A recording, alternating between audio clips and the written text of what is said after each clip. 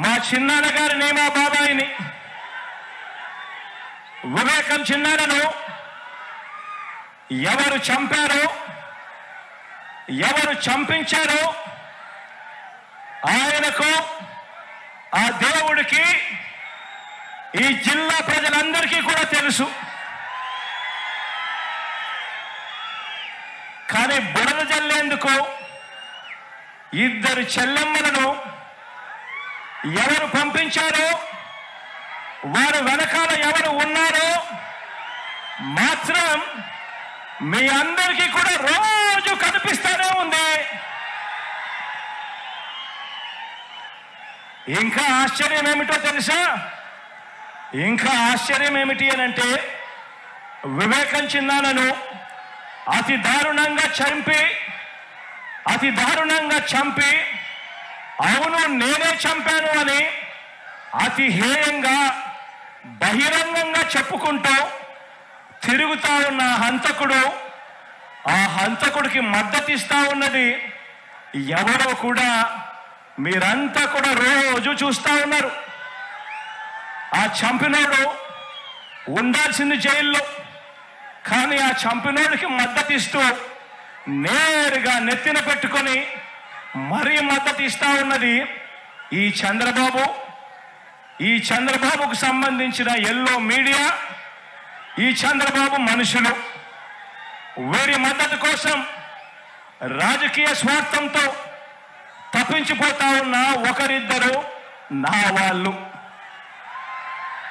వీరంతా కూడా ఆ హంతకుడికి నిస్సిగ్గుగా ఆ హంతకుడికి మద్దతిస్తున్నారు అని అంటే దీని అర్థం ఏమిటి అని చెప్పి అడుగుతా ఉన్నా.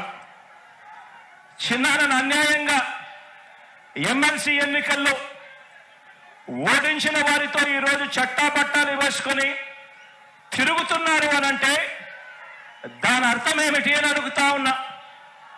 ఇంతటి దారుణం చేస్తూ దీన్ని నన్ను దెబ్బతీసే రాజకీయమని వారికి వారే చెబుతున్నారు అని అంటే ఇది కలియుగం కాకపోతే ఇంకా ఏమిటి అని అంటా ఉన్నాను. ఈ సందర్భంగా మీ అందరి ప్రేమానురాగాల మధ్య నిలుచుని ఇంతకన్నా అన్యాయం ఎక్కడైనా ఉంటుందా అని అడుగుతా ఉన్నాను. మీ అందరి ప్రేమానురాగాల మధ్య నిలుచుని ప్రజల మద్దతు లేని బాబు చేస్తా ఉన్న ఈ నీచ రాజకీయంలో ఎవరు ఎటువైపున ఉన్నా కూడా నేను మాత్రం ప్రజల పక్షమే అని చెప్పి ఈ సందర్భంగా గర్వంగా చెప్తా ఉన్నాను.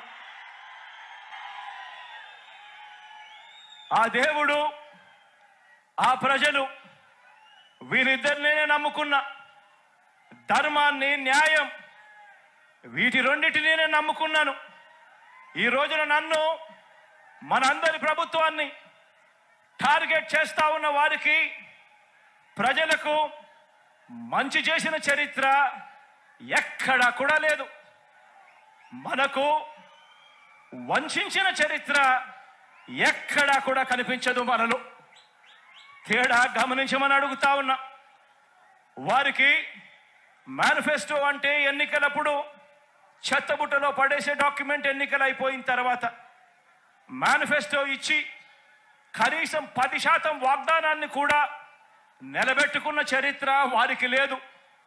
కానీ మేనిఫెస్టోను ఒక బైబిల్గా, మేనిఫెస్టోను ఒక ఖురాన్గా, మేనిఫెస్టోను ఒక భగవద్గీతగా, ఇంత త్రికరణ శుద్ధిగా భావిస్తూ ఏకంగా మేనిఫెస్టోలో చెప్పిన హామీలు 99% వాగ్దానాలు నిలబెట్టుకున్న చరిత్ర మనది. తేడా గమనించమని కోరుతా ఉన్నా. మరో విషయం కూడా చెప్తా ఉన్నాను.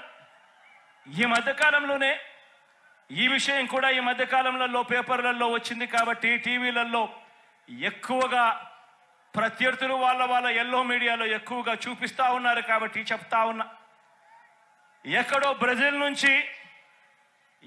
బ్రెజిల్ నుంచి మన విశాఖకు చంద్రబాబు వదిన గారి చుట్టం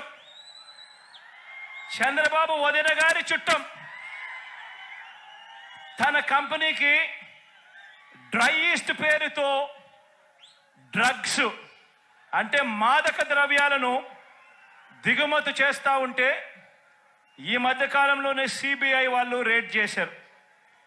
ఈ రేడ్ జరిగింది అని చెప్పి తెలిసిన వెంటనే క్షణాల్లోనే ఎల్లో బ్రదర్స్ అందరూ కూడా ఉలిక్కిపడ్డారు. వారి బ్రదర్ దొరికిపోయాడని తెలిసిన వెంటనే దొరికితే తమ బ్రదర్ కాదని, దొరికాడు కనుక వారు మన బ్రదర్స్ అని మన మీద నెట్టేయటానికి కూడా క్షణాల్లోనే కూడా వీళ్ళంతా కూడా రెడీ అయిపోయారు. తీరా చూస్తే వారు ఎవరయ్యారంటే సాక్షాత్తు మన రాష్ట్ర బీజేపీ అధ్యక్షురాలు చంద్రబాబు నాయుడు గారి వదినమ్మ గారి కొడుకు వియంకుడు, ఆ కంపెనీలోనే గతంలో డైరెక్టర్లు భాగస్వాములు, బాబు బంధువులు, ఆత్మ బంధువులు, బాబు నిలబెట్టిన ఎంపీ అభ్యర్థులకు మరీ దగ్గరగా వీళ్ళకందరికీ బంధుత్వాలు కూడా ఉన్నాయి. నేరమంటూ జరిగితే అది చేసింది వారు, తోసేది మన మీద. ఎక్కడన్నా జరుగు నేరం, ఎక్కడన్నా ఏదైనా జరుగు, బురద జల్లడానికి మాత్రం వెంటనే రెడీ అవుతారు. ఒక చంద్రబాబు, ఓ దత్తపుత్రుడు, వీరిద్దరికి తోడవుతారు ఓ ఈనాడు, ఓ ఆంధ్రజ్యోతి, ఓ టీవీ5.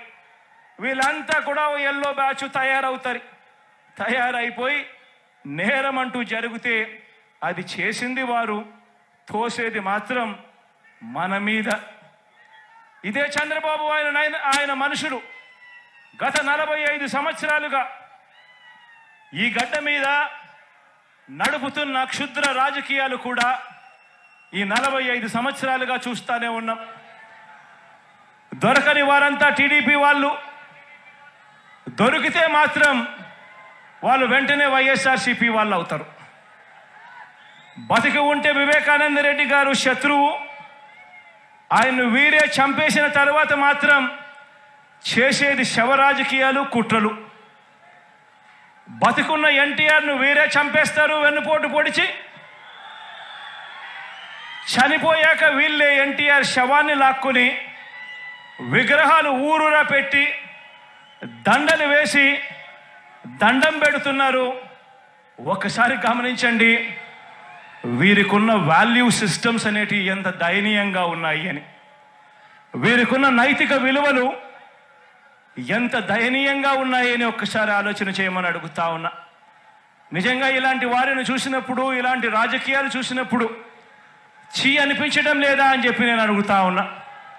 ఎన్నెన్నో సందర్భాల్లో నాకు అనిపిస్తుంది. పొద్దున్నే లేచినప్పుడు ఆ ఈనాడు పేపర్లో ఏం జరుగుతూ ఉందని ఒకసారి చూస్తా. ఎందుకంటే మనల్ని తిట్టే వాళ్ళను కూడా మనం వినాలి, చూడాలి కాబట్టి.